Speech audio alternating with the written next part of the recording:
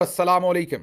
13 जनवरी पाकिस्तान में मंगल की सुबह और आज से मुनीर डिफेक्टो फॉर्म 47 मिलिट्री राज डे 45।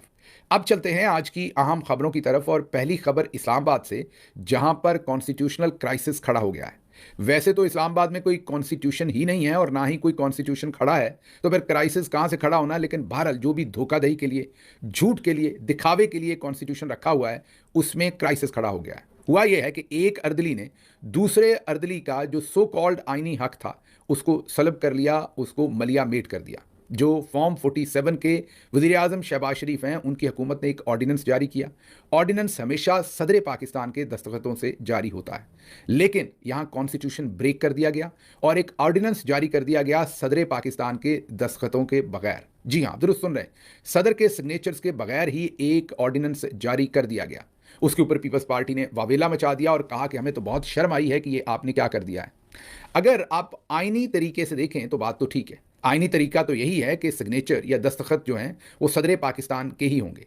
आईनी तरीके से देखें, मरवजा कानून से देखें, तो ये कॉन्स्टिट्यूशन जो है वो ब्रेक किया गया है, आइन तोड़ा गया है। इस पर आर्टिकल 6 लगता है जो लोग इसमें मुलव्वस हैं। मतलब कि जुर्म तो बहुत बड़ा है, लेकिन अब करें तो करें क्या, जब पूरे का पूरा आवे का आवा ही बिगड़ा हुआ है। हर तरफ फॉर्म 47 वाले हैं, हर तरफ ऐसे लोग हैं जो कॉन्स्टिट्यूशनल क्राइसिस में से, या क्राइसिस तो नहीं कहेंगे बल्कि कॉन्स्टिट्यूशन को ब्रेक करने के बाद, जो वायलेट करने के बाद जो कुछ पैदा हुआ है, उसी में से ये वज़ीर आज़म हैं फॉर्म 47 के, उसी में से सदर पाकिस्तान हैं फॉर्म 47 के, उसी में से फील्ड मार्शल हैं फॉर्म 47 के, उसी में से तो अब अदालतें हैं, मतलब और असम्बली है। मतलब पूरा सिस्टम ही अब फॉर्म 47 का है। तो फिर काहे का कॉन्स्टिट्यूशन किसने तोड़ना और किसने नहीं। लेकिन पीपल्स पार्टी ने वावेला मचा दिया है। उन्होंने कहा है कि सदर ममलिकत की मंजूरी के बगैर ऑर्डिनेंस जारी किए जा रहे हैं। पीपल्स पार्टी ऐसी कानून साजी की मुखालफत करती है और पीपल्स पार्टी ने यह कह के ऐवान से वॉकआउट कर दिया। आपको पता है कि कौमी असम्बली का इजलास बुलाया हुआ है। फिर साथ कहा गया कि मुल्क की तारीख का शर्मनाक तरीन दिन है। शहबाज शरीफ हुकूमत ने सदर आसिफ जरदारी के दस्तखत के बगैर ही सदारती ऑर्डिनेंस जारी कर दिया। तारीख में पहली बार सदर के दस्तखत के बगैर ऑर्डिनेंस जारी हुआ। ऐसा तो डिक्टेटरशिप में भी नहीं हुआ। सैयद नवीद कमर, लेकिन क्या सैयद नवीद कमर साहब, जो कुछ आपने पहले किया, मतलब सेनेट मुकम्मल नहीं था, खैबर पख्तूनख्वा में सेनेटर ही इलेक्ट नहीं हुए थे क्योंकि पाकिस्तान तहरीक इंसाफ को उसका जायज़ वहाँ पर जो वोट था वो नहीं देना था, आसिम मुनीर उनके साथियों ने। तो उस वक्त आप लोगों को शर्म नहीं आई? पीपल्स पार्टी को उस वक्त शर्म नहीं आई कि आप ये क्या कर रहे हैं? आपने उस वक्त सेनेट के कंप्लीट होने के बगैर ही वो सदर पाकिस्तान बनवा लिए फॉर्म 47 के आसिफ अली जरदारी, जिनसे आज दस्तखत ना करवाने पर आपको शर्म आ रही है।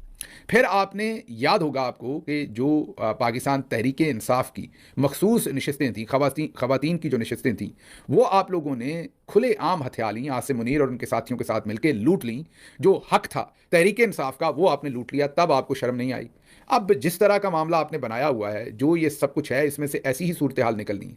अब आपको अपनी शर्म को थोड़ा सी, मैं यही कहूँगा कि उसके ऊपर घूंघट थोड़ा और डाल दें। शर्म आपकी जो है वो नंगी ताकि ना हो, आपको लोगों के सामने शर्म ना आए, क्योंकि जो कुछ आप लोग मिलके कर चुके हैं नून लीग के साथ।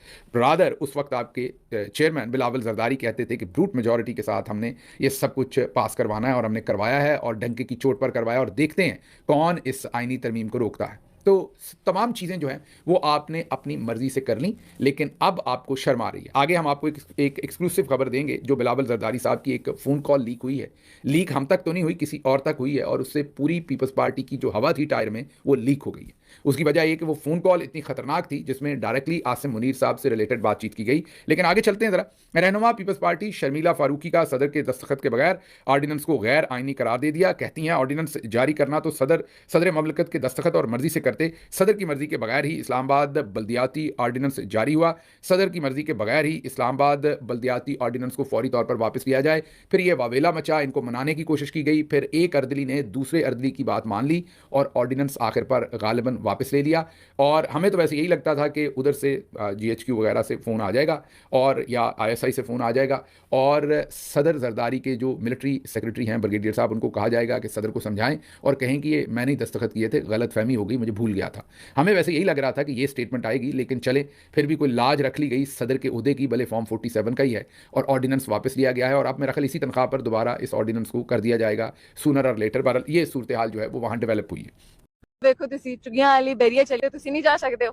ਬੰਦਾ ਕਹਿੰਦਾ ਸੀ ਕਿ ਬਈ ਬੱਚੇ ਜੰਮਣੇ ਤੇ ਮੈਂ ਕਹਿੰਦੀ अब ज़रा आपको, और इसके साथ साथ ये भी ज़हन में रखिए कि पीपल्स पार्टी की धमकी थी कि जब तक आप ये ऑर्डिनेंस वापस नहीं लेते, हम असम्बली के इजलास की जो है वो उसका बाइकआउट करते हैं और इजलास के अंदर हम शामिल नहीं होंगे। अब आपको दे दें हम एक एक्सक्लूसिव स्टोरी।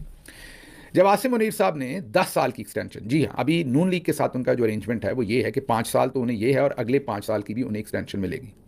इसमें गैर मुल्की, हमारे पास जो इन्फॉर्मेशन है, ज़राए क्लेम कर रहे हैं कि इसमें गैर मुल्की जो है वो भी डील ब्रेकर हैं, सारे के अंदर ब्रोकर हैं, आप उन्हें कहें, गारंटर कहना है, सालिस कहना है, गैर मुल्की शख्सियात भी हैं जिनकी गारंटी के ऊपर कि आसिम मुनीर नून लीग के ख़िलाफ़ कोई मुकदमात या उन्हें मुसीबत में नहीं डालेगी।